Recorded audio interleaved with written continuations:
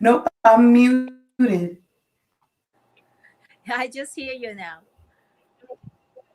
All right, good. Because I was running into a straight lag. Hey, everybody. Welcome to our webinar. It's your girl, Aretha, your realtor and trusted advisor, bringing you win-win situations with integrity to inspire financial freedom for you and your family. And I am here today with Kennis Tong. We are going to be talking about buying a home.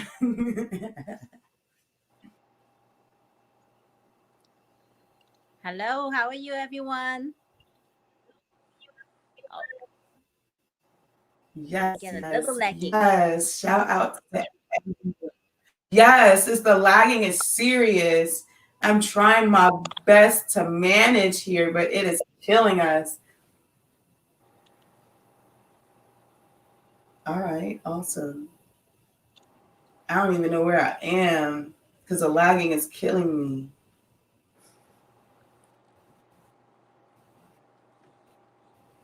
Okay, good. All right, good. I think we're back now. Sorry about that. My lag is going crazy. Are you there, Kenneth? I am here. Awesome, awesome. So as I was saying, we have Kennis here. She is a mortgage loan broker, and she is here to talk about a different that she has and is able to bring to the table for those new home buyers out there that is eager to get on the market but not necessarily sure how. So here we are. Let's take it away. I'm going to go ahead and move on to our first slide where we're able to show you details and literally show you what we can offer for you. Okay, so if you don't mind, I'm going to take over and just share with everybody all the good stuff that we can do, okay? Yes, ma'am. And I'll also watch the comments as well. Please share comments. Awesome. Hello, everyone. I'm Kennis Tong from Valley National Bank. It's very nice to have you here. Hope everyone is good. I'm excited today to share with you something we can offer from Valley National Bank to give you information how to make this first-time home buyer process and what program we can make this payment so much more affordable.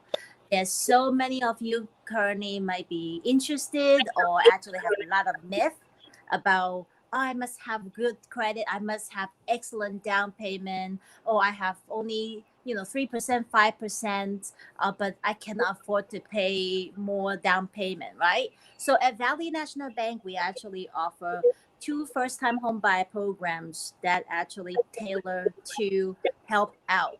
So both programs will allow you to put down payment either as little as 3% or 5%, and there is absolutely no mortgage insurance.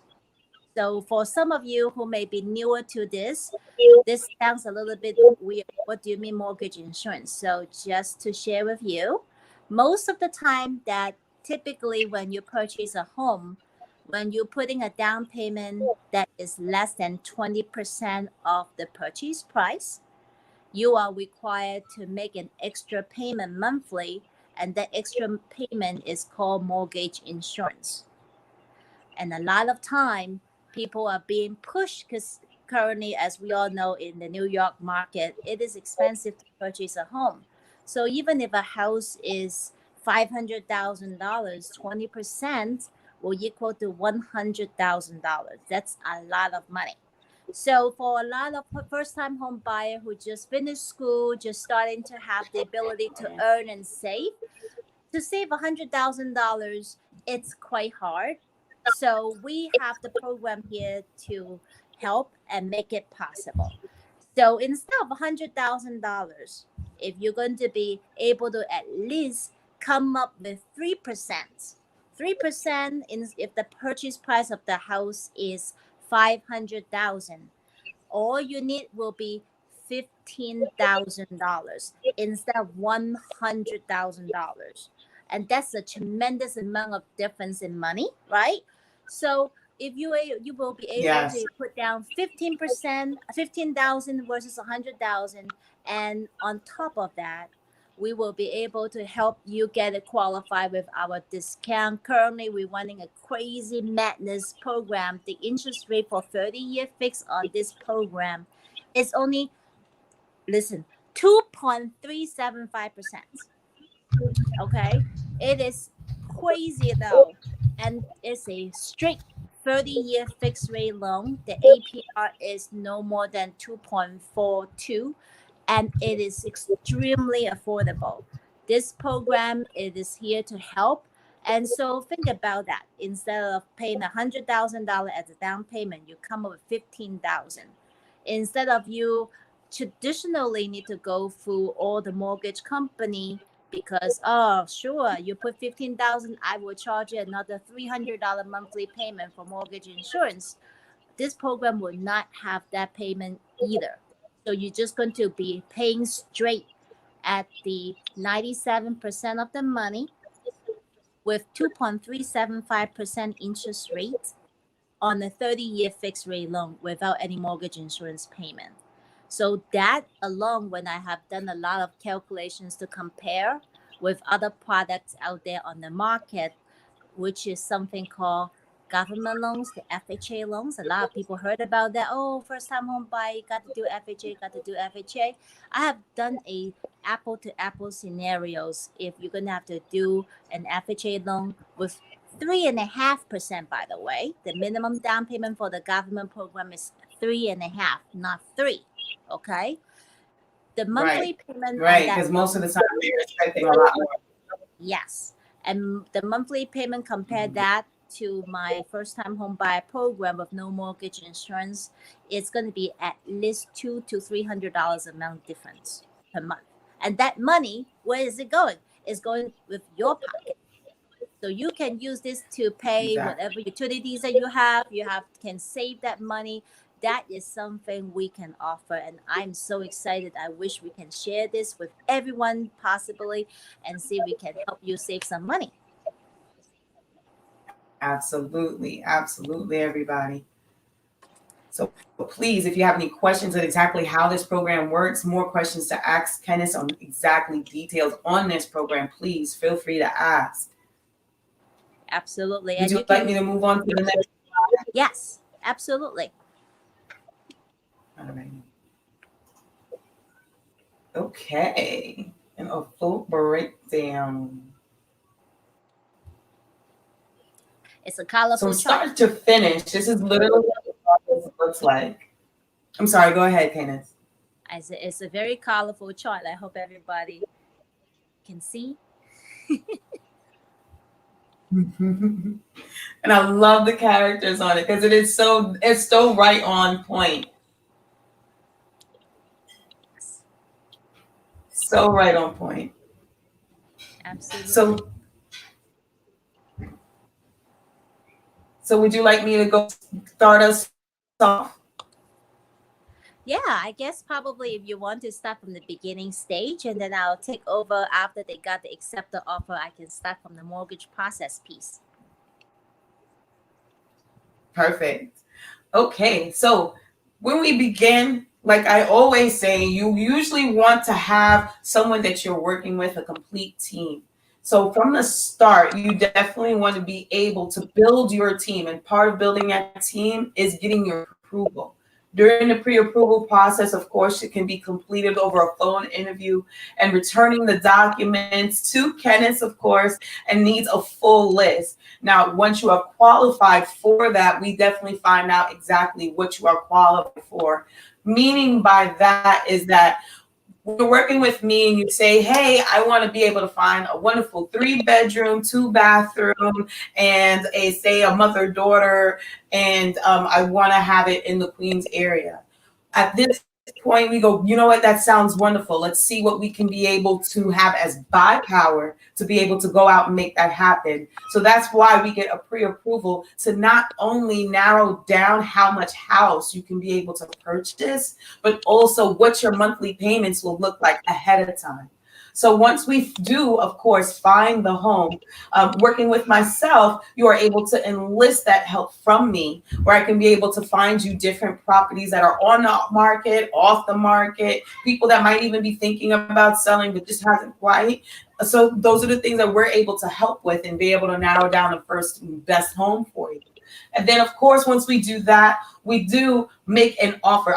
It's a little covered by the Google Docs. I apologize, but I'll just read it out aloud. Where literally what you're going to be doing is making your offer and putting the offer on the property and saying, hey, I want this property. And you're going to be sending this to Kennis with the offers and your property address, the offer price, and also when they accepted, we also sign a binder, which literally means that we're going to be signing a contract and putting the property under contract. Of course, we want to do an inspection to be able to make sure that everything with the property is going well.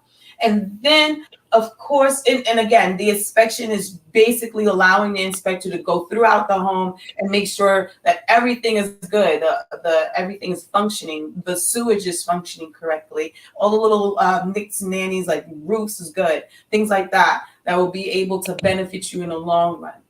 And then, of course, knowing your numbers, we're going to definitely update the documents with Kennis just to make sure that everything worked out perfectly and according to plan when we do go under contract and when we do start to execute and move forward.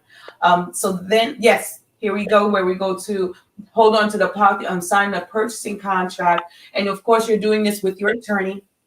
And then your attorney will also delegate the terms and be able to make sure that prior to signing that everything is as which you would like it to be. And everyone is creating a win-win situation. And then once we're signed and complete, the mortgage application, and that is where Kennis literally takes it away and we send her instructions and let her know, hey, we signed the contract. This is where we are. And then she takes us to the next steps. Thank you so much. It's awesome. So the part that why it's the way is a little bit of the mingling and merging part is obviously we together as a team, right? When you help, when Avina help you find that house, we will be in constant communications. As soon as offer accepted, so often that my buyers and my clients will be so excited. Candace, I can't accept the offer. Sure, let's just run the numbers. Let's see what payment, right? So then by the time when you're about to sign the contract, you as a client already get a good idea in the numbers from me, because you do not ever want to sign a contract, say I buy something without knowing that, can I afford this payment? Is this something that I want to pay, right? So we would be going through those numbers first before you actually sign a contract and commit to buy that home and giving away your initial deposit to put down when you sign a contract. So throughout that process, if the last time when I have the pre-approval sent to you was maybe a month or 2 months ago, right? We may be asking for some update paperwork, and then throughout the process of getting the update paperwork along with a contract that you sign already from the attorney, I will then be preparing the actual mortgage applications. And that is the time when it's getting serious, right? We're no longer just browsing. We're no longer window browsing anymore. We're committing for the process to purchase one particular home, your home. So we will be constantly communicating. I will prepare the paperwork based on the loan amount, the terms, everything that you already comfortable and agree with. And then it will be in the paper, black and white, sent to you to look at. Everything is matching what we agree upon. You're going to be signing it up, send it back to us along with the documents I already obtained from you, making sure everything's already checked out, that you would have no problem to get the financing. Then we'll be able to start the process right away. Submit the paperwork back to the back office. We have the appraisal order for you right away. A lot of time I realize that my clients actually get a little confused. What do you mean appraisal? Why do you have to do another inspection? I did an inspection just last week.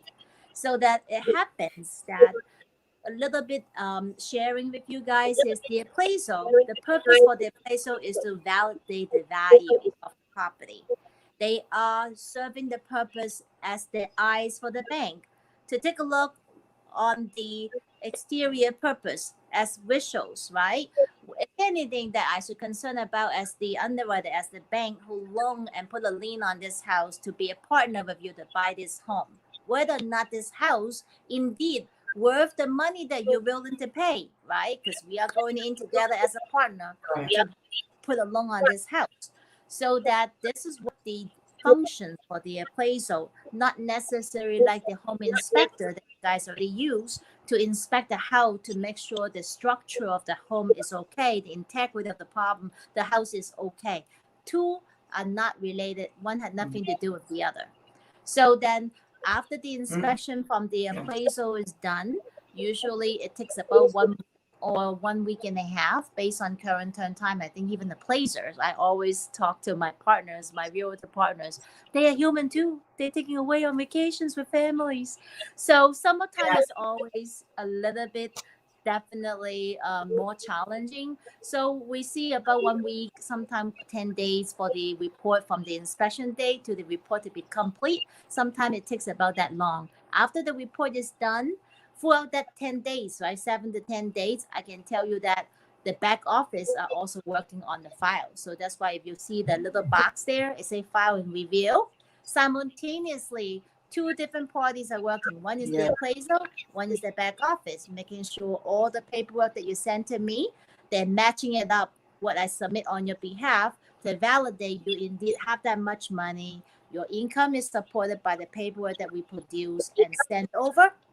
As soon as the appraisal report is back, the back office finishes their work, and then boom, the loan will go to the next stage and send it to the underwriting for approval. And that's where you can see the stage. Underwriter already got all the documents. Have basically think about that as I explained to a lot of my clients. We put all the ingredients. We're the sous chef. We put in all the ingredients right for the chief, for the chef to cook. So the chef just need to basically go to make the dinner, make all the food. This is dinner time, or I can think of as food.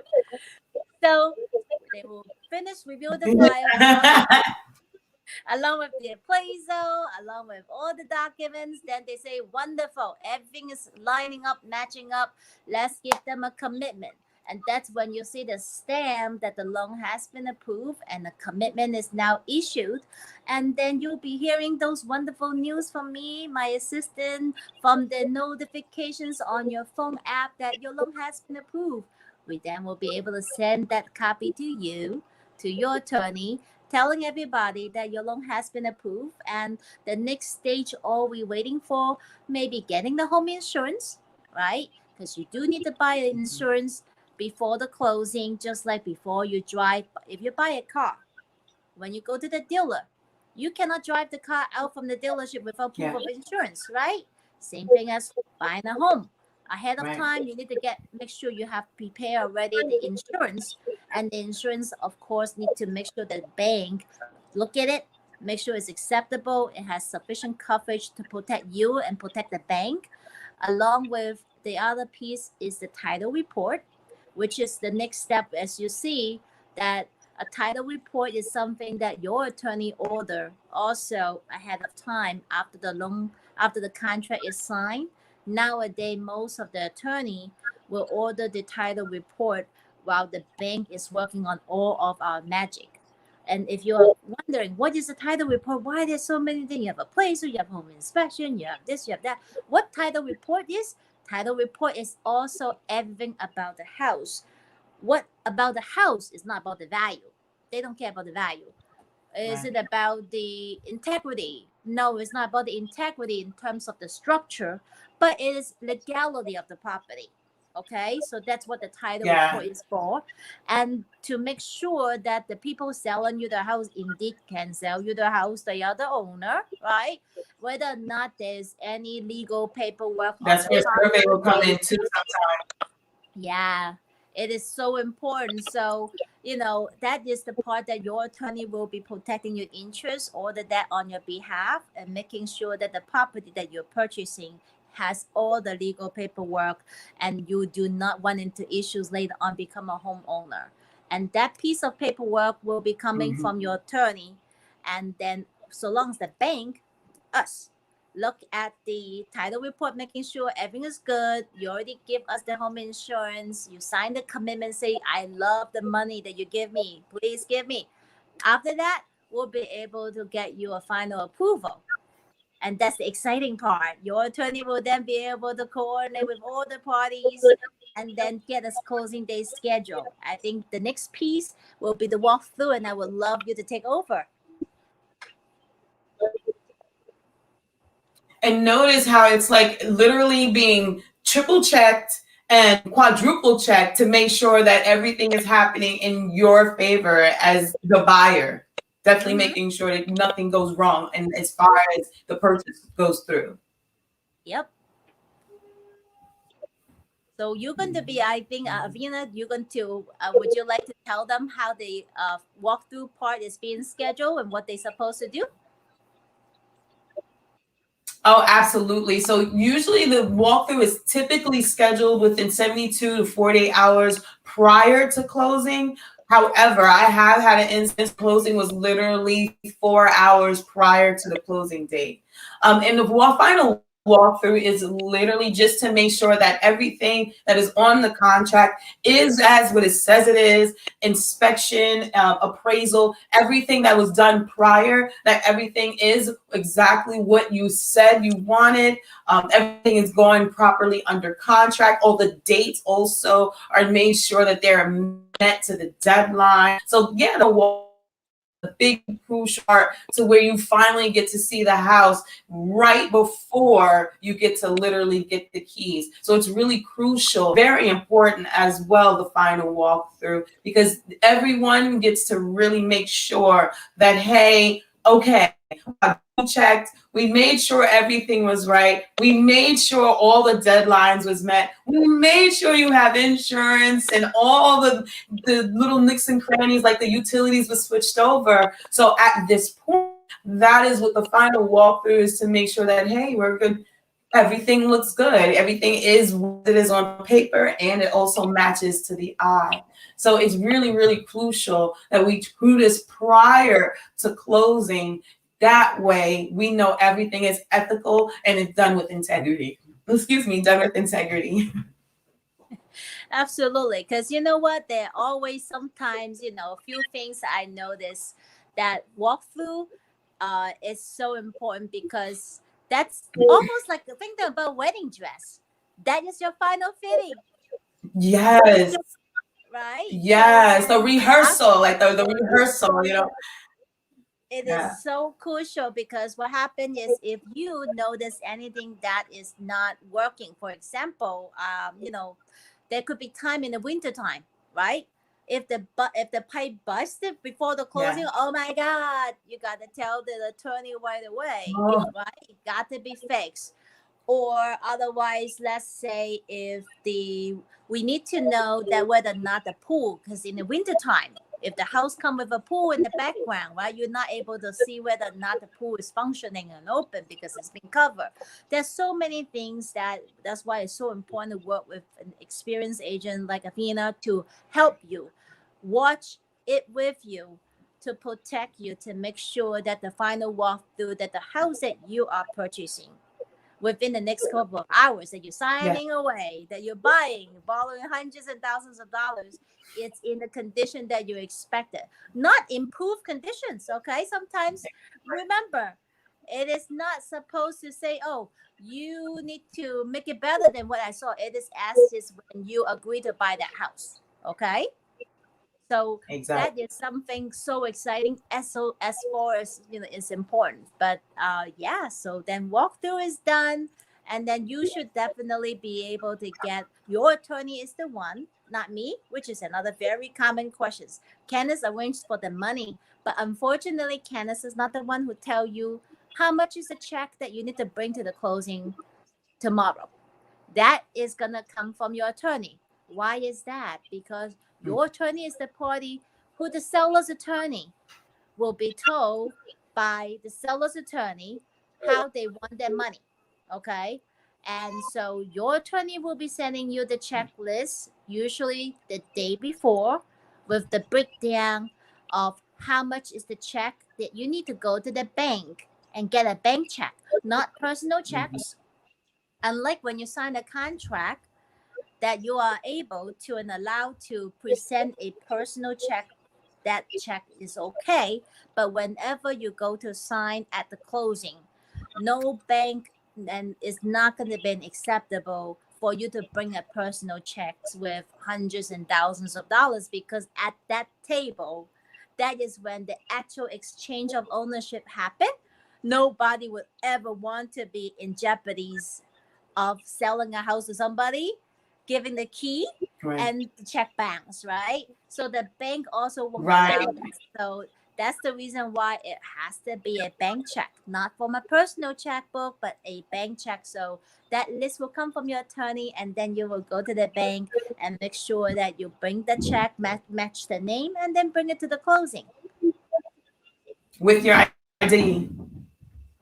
Yes, with your government IDs. Make sure that you can tell somebody who you are, and make sure the names, I am Chinese. I can tell you one thing is it happens often that my community sometimes may have used a easier way to call an English name, and then somehow the paperwork sometimes may have a different name than the legal name on the driver license. So it Yes. is something definitely to be watchful. And of course, as me, if I'm your loan officer from the very beginning, we already validate this, and make sure that is going to be the name we use. But shall there be any time that if someone else being the loan officer for you, make sure always upfront share with your loan officer the name of your government IDs, and the name on your social security Mhm. number. Which what is it? It has to be consistent, because you don't want that little bit trouble of matching up who is what at the closing table, because you just want to enjoy, sign away, and become the homeowner. You don't want to have the hassle and also the nerve to just, oh my god, how can I prove I am who I am? That is not the best time to do so. Okay. Yeah, yeah, absolutely. Absolutely. Because I mean, yeah, again, we do understand that there's different cultures out there and you have different multiple names that you can use. But yes, it does have to be the one that is on your government name, on your government ID. So that way we can be able to legally make sure that you are legally ownership of that property, right? Yep. Mhm. Mhm. Crucial, crucial stuff here. Ooh, you've given such great gems. Thank you so much.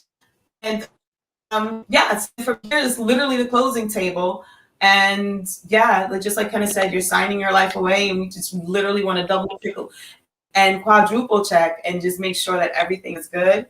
So then at that point, yes, at this point, you're saying congratulations to the homeowner. Reviews are coming from us.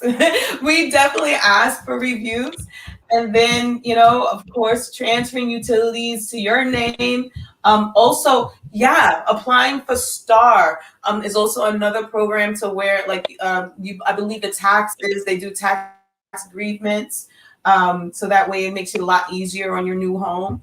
Um, yeah, actually, I do have the link and everything about that too. Also, the people that are interested, if you are currently a homeowner and you're wanting to find out in the New York area, of course, and you're wanting to find out how you're able to get some tax bids, some tax breaks. Definitely, the STAR program is definitely one of them. You can be able to take advantage of. Is there something else you would like to add when it comes to STAR that you can think of, Kenneth?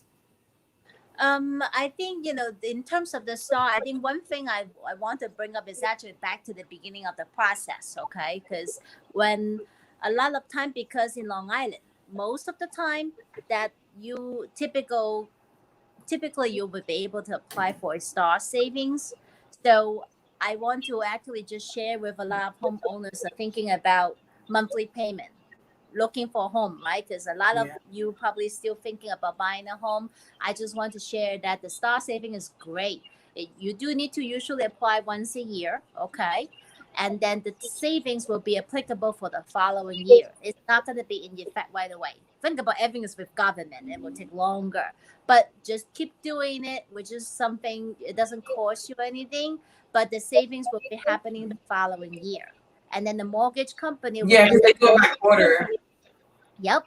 And then they get the mortgage company will get the update tax bill. You get a copy of the tax bill. The mortgage company always get a duplicate. And then the following year, they're going to do the escrow analysis once a year.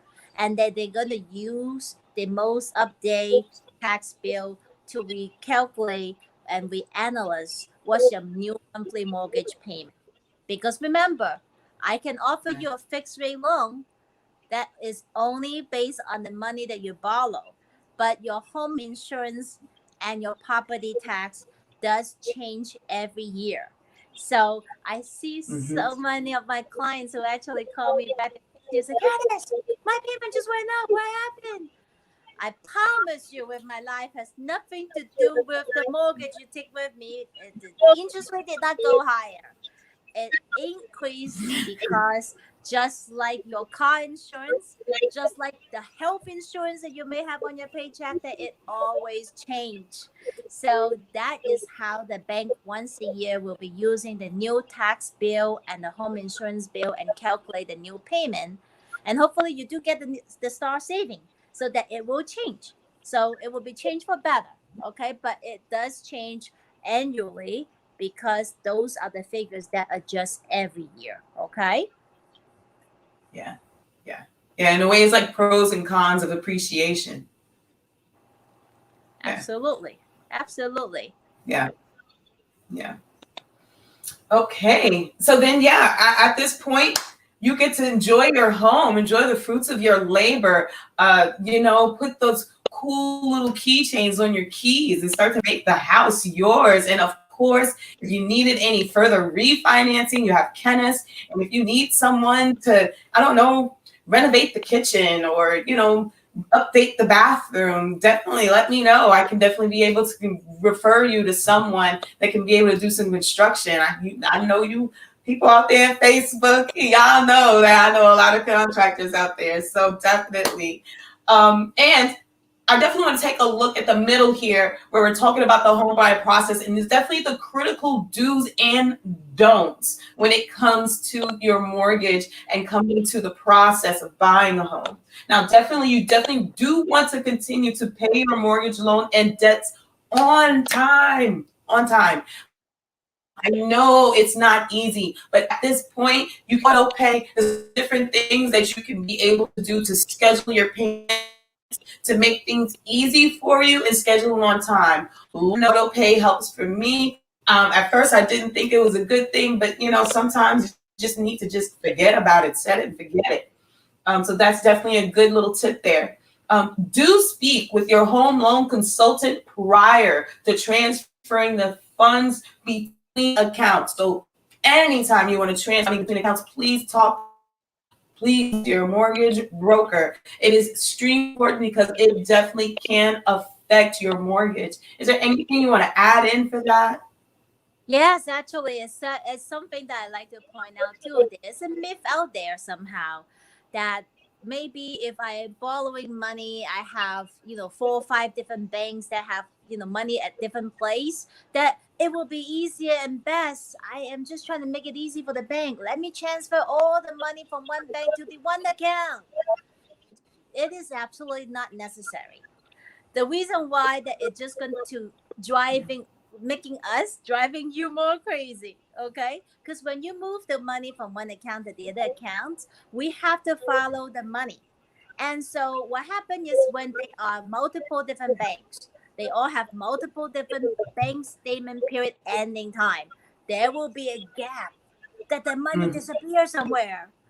And so it is absolutely unnecessary for you to think that it is helping the bank to just transfer all the money from all account into one account. You don't need that. And so then that is something important. Then on the other piece, when you have family members who's trying to help you out, hey, you're buying a home, I'm banking with Chase, you're banking with Chase, let me just transfer $5,000 to you to help out, my child's buying a house, let's just help you out. Transferring money, as I said, if it's your own money, the only way I can document it's your own money is to see the bank statement to show that that account belongs to you, right? and that is the only way I can see Right. whose account and whose money that is. If you're going to get money Right. transfer from another person, the only way I can see that money belongs to, let's say your mom's going to give you 5,000 from her own Chase account. I have to see her Chase statement in order to match she is indeed the owner of this $5,000, right? And the problem is, if you're going to first, mommy may have a hard time to give you her statement. Even though if she doesn't give you a hard time, if her bank statement that I see will have, let's say the beginning balance only has 2,000, and she has to transfer money from another account in order to make the 5,000 transfer to you. Oh my goodness, I'm so sorry. At this point, I would have to also see where she actually transferred the money from, what account, to make that money first to give it to you. So transferring is very Mm. tricky. It is not. It is not the bank trying to punish and torture you.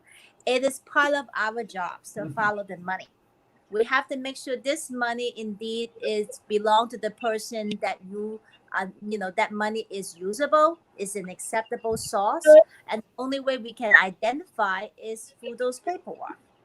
So transferring money, moving money, definitely that's the reason why everybody has their own unique situation. That's why I put it down there. So talk to your loan consultant, talk to your mortgage person. Let your mortgage person be the GPS and tell you what to do. And just don't think Yeah. that you're helping them doing the shortcut. You may end up actually putting more burden on you, that we have no choice but to torture you to get more paperwork for us. Yeah. Curiosity question as well. What if it was just a gift? Even if, like, say your mom gave you a gift of $1,000, do you still need to be able to show those records? 100%. So if it's a gift, then you have to document as a gift. And the best and the most efficient way to document a gift funds, I always suggest that the customer is through a personal check, not from a bank check. Why is that, right?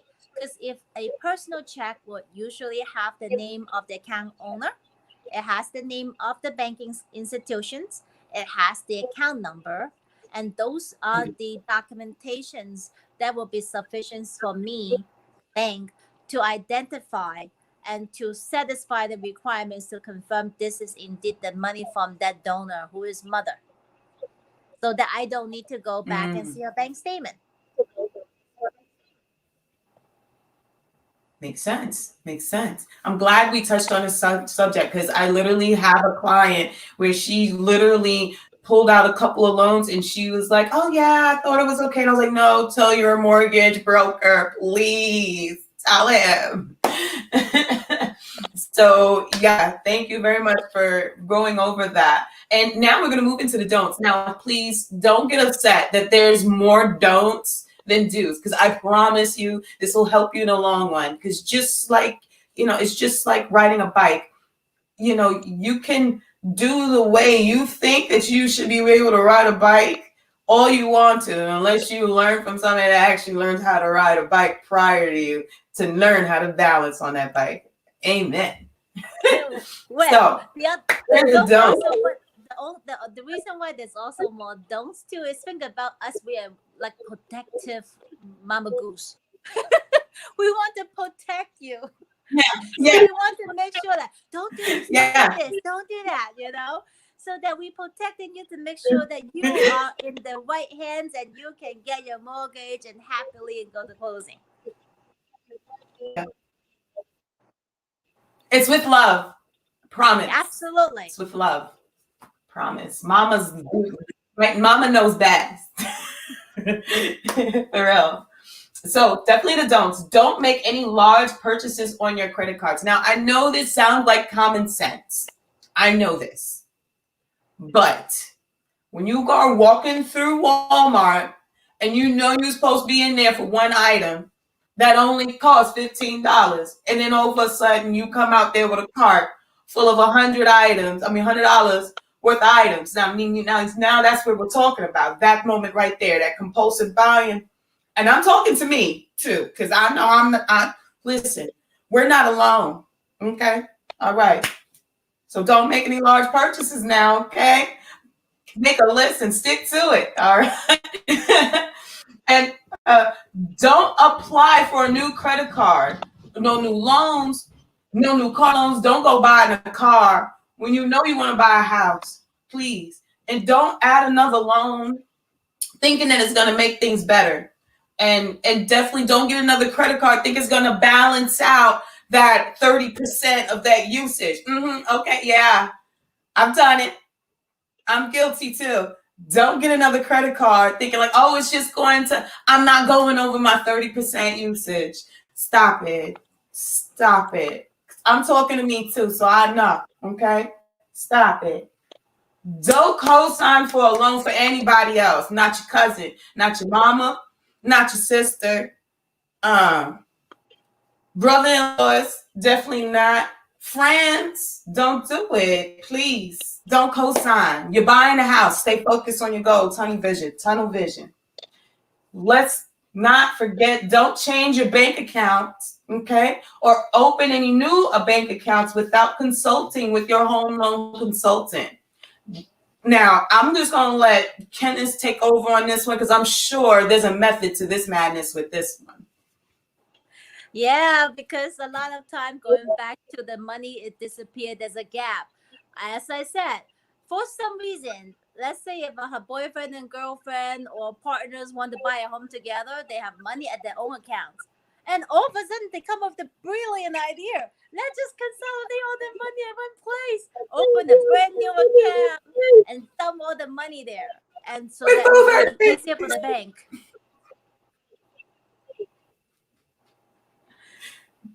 Guilty. It happens. It's so that what happened is now there's no statement period yet. The statement hasn't even generated yet. It's so brand new. So how am I supposed to calculate that money that disappeared from your bank to where?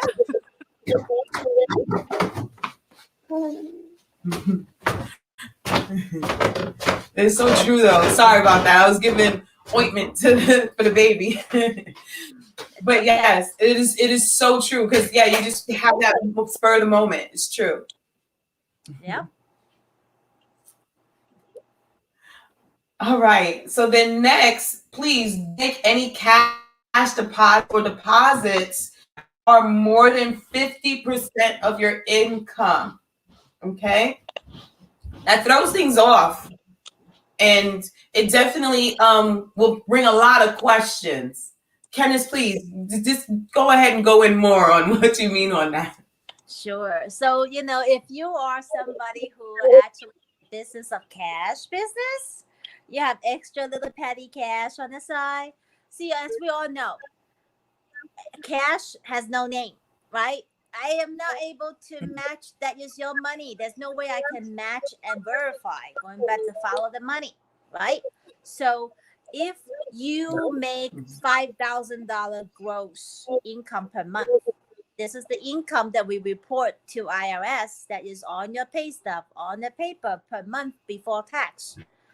Logically, we should not be able to see you should have extra cash on the side more than $2,500 that you can dump it to the bank when you need to buy a house that is so conveniently it just suddenly comes, right?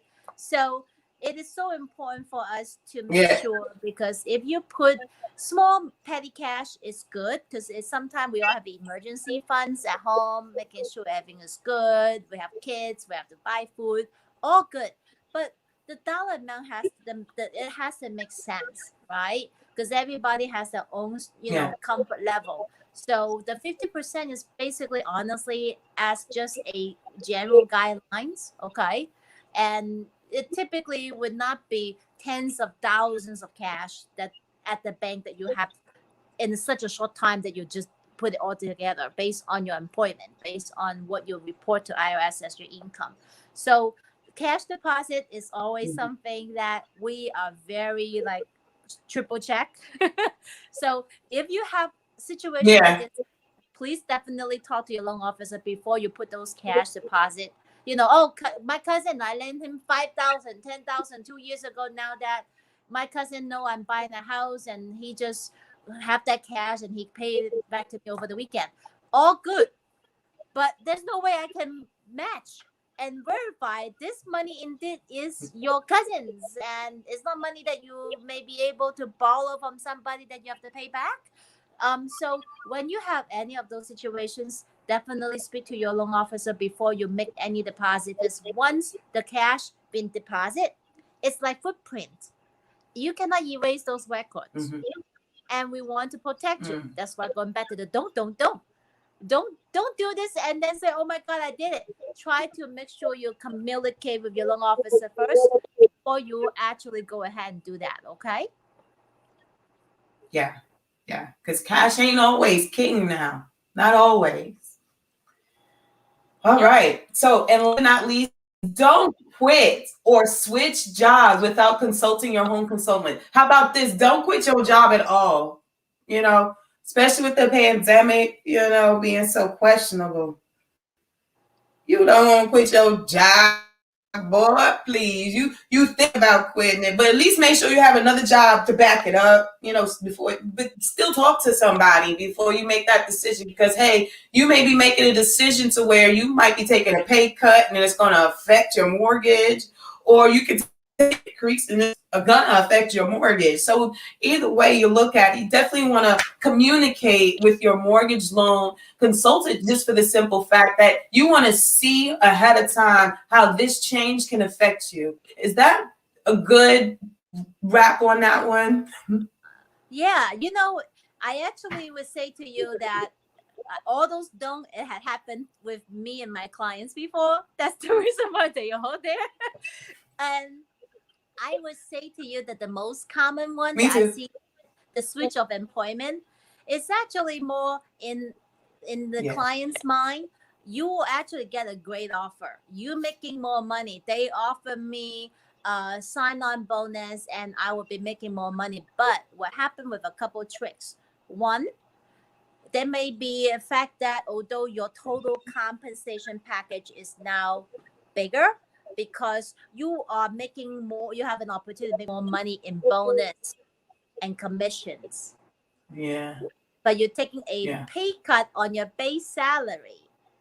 And or that instead of getting paid on a W-2, now that they're gonna pay you 1099, that you have to file taxes on your own. So that in our clients' mind, that they of course always trying to improve. That is human nature, right? I'm buying a house, let me find a place that I can offer me more money. I can be better. And so it happens so often. Those are the little things that trip up the applications, because all of a sudden you're changing the structure of your pay. It may put your loan in jeopardy.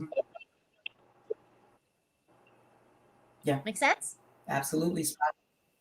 Spot on. All right. So we are going to go to our last part, because that was definitely all of the do's and don'ts. Key thing with the do's and don'ts is always communicate. 90% of issues can be resolved by communication. So definitely want to communicate to your mortgage broker and myself, because we're always going to be a tag team.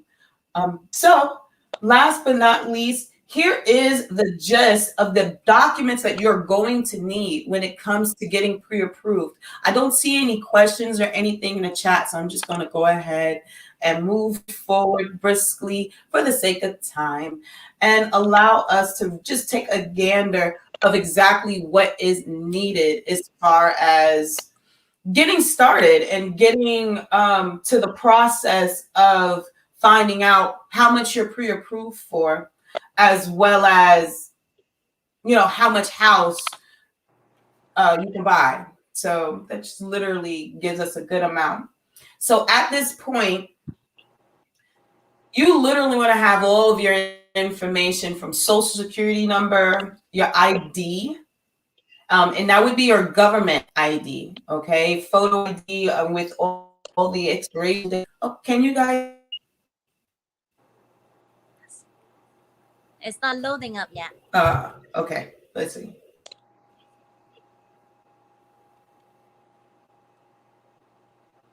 Okay, there it goes. just lagging today. Oh my gosh. I can't stand this lagging. Okay, there we go. So yeah, social security card. So and again, copies are not necessarily the best here in this particular instance. Because we definitely want to make sure everything is valid. And also proof of employment. So if you've been employed in multiple places, you definitely want to have a list of those employers, their contact information, what you may have made there, things like that. This can also be in your tax documentation as well. Also, your proof of income will also be in your documentation of your tax returns. Bank statements, pay stubs, those things would be considered as proof of income. And definitely when it comes to pay stubs, you want the last month. And when it comes to bank statements, the last 3 months. Now, place of current residency, this is usually on the documents that you're providing, but if it's not, you definitely want to provide your place of residency, whether it's on your ID or your lease, things like that. Current account information, like I was saying before, like your bank account, we're referring to where you're able to show just running a list of your expenses and be able to get your debt to income ratio. And then your personal budget, again, so that way we can be able to get your debt to income ratio. This is really important, especially if you wanted to get a condo or a co-op. Co-ops really pay attention to debt to income ratio. And then, of course, self-employment documents. So if you are self-employed, whether you are getting invoices or a 1099, you want to be able to provide those things to Kennis to be able to get your pre-approval. And that's literally everything that is needed to check the credits and everything. Am I missing anything, Kennis? No, I don't think you do. I'm going to just further clarify a couple of things which I usually see clients may be getting, the most common off piece. Okay. So when you are sending the documents to us to look at, I see most of the time that you get a snap on the first page. First page of the bank statement. Oh, I can see that you have 10,000. First page of the tax return that I see you file. Unfortunately, in order to do the work to make sure everything is checked off, we need all pages because there are different informations on the bank statement, not just only the balance that it's matter to the bank, because the balance is only what is the end result. How did you get to that balance?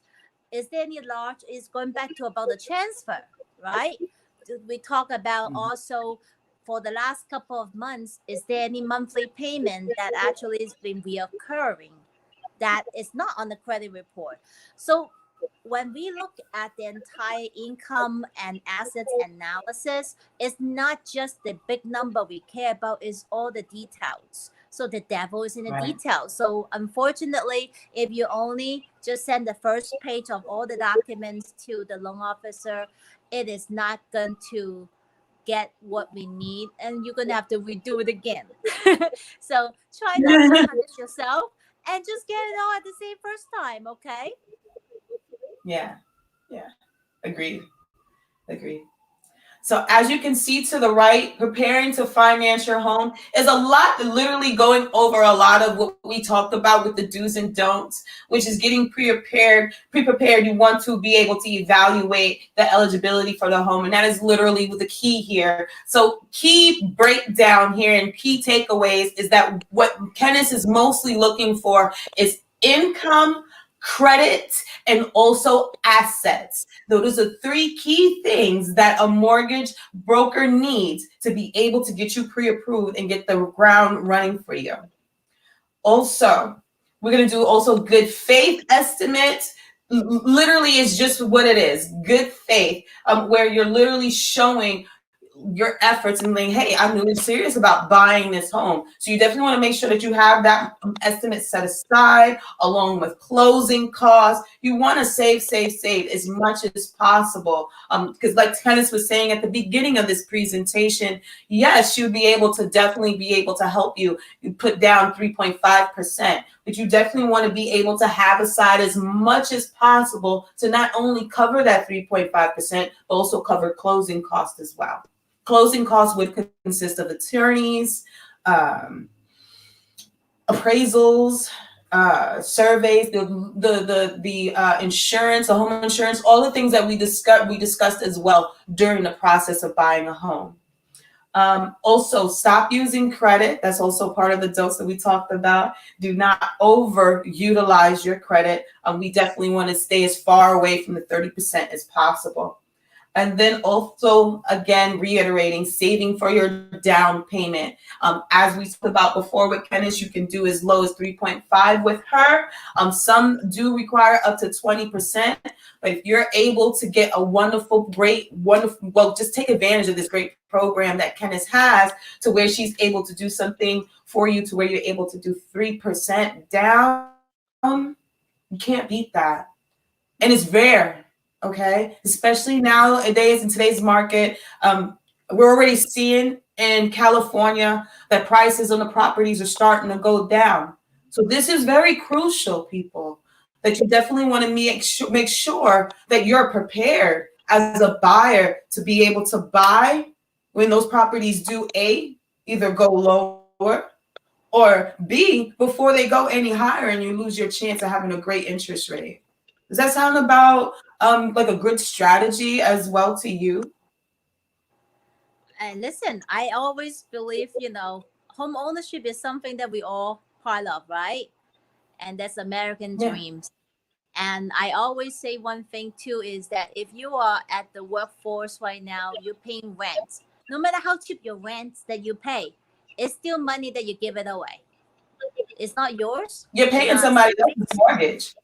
Yep, you're paying someone else's mortgage. You're living under someone else's roof.